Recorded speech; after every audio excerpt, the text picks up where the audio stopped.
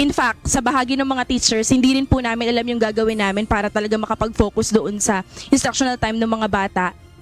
Ilang linggo bago magbalik eskwela ang mga mag-aaral, kinokondisyonan ng Department of Education o DepEd ang mga guro para sa pinakabagong 3-term calendar na gagamitin ngayong school year 2026 to 2027.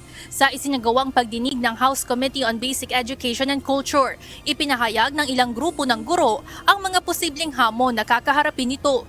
Ito'y sa kabila ng serye ng orientation sessions na available online at face-to-face para sa school leaders, teachers at stakeholders.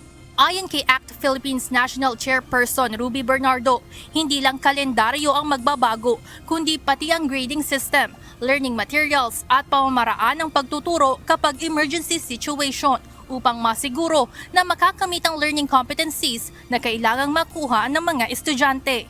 That's why we question dun sa mekanismo ng orientation. Kasi ang magna-navigate yung teacher, pero ang ginawa pong orientation for us is not that quality.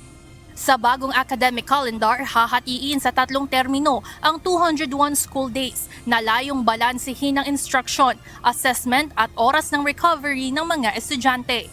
Paliwanag ni DepEd Assistant Secretary Jerome Bienviaje, hindi tali dito ang mga guro, kundi bibigyan pa rin ng kalayaan na mahabol o bagalan ng kanilang lessons depende sa nakikitang pangangailangan ng kanilang estudyante.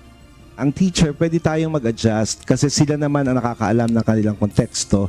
So kung ang tanong po ay, kung ba first term, hindi niya natapos, pwede niya po itong ikarga sa susunod na term at tignan ni teacher, iplanuhin ano po yung mga lessons na pwedeng i-integrate para mas strategic po ang paglatag sa susunod na termino. Ayon naman sa grupo ng mga school head, kaya itong gawin ng mga guro, ngunit kailangan pa rin ng suportang manggagaling mula sa DepEd, gaya ng mas maagang mga konsultasyon, extensive training at maging dagdag insentibo para mas mapalakas ang motibasyon ng mga teacher. Sana po magkaroon ng mas maagang konsultasyon sa mga punong guro, sa mga lalo-lalo na po sa mga guro, lalo-lalo na itong katabi ko. Pagka hindi po kasi nakonsulta ang mga guro at punong guro sa gagawin sa mga paaralan, mangangapa po kami sa umpisa. But it is always workable. Samantala, lusot na sa House Basic Education and Culture Committee ang House Bill No. 4531 o ang panukalang batas na naglalayong iakyat mula sa 1,000 piso papunta sa 3,000 piso ang insentibong natatanggap ng mga pampublikong guro tuwing World Teachers Day.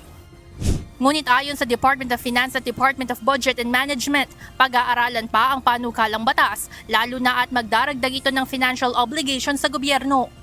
The measure may exert pressure on the fiscal space available for other priority education expenditures such as classroom construction and rehabilitation, hiring of additional teaching and non-teaching personnel, digitalization and learning resources, among others. Samantala, suportado naman ng iba't ibang education sector ang karagdagang incentive at naniniwalang magagawa ng paraan ng pamahalaan na magkahanap ng additional funds para rito.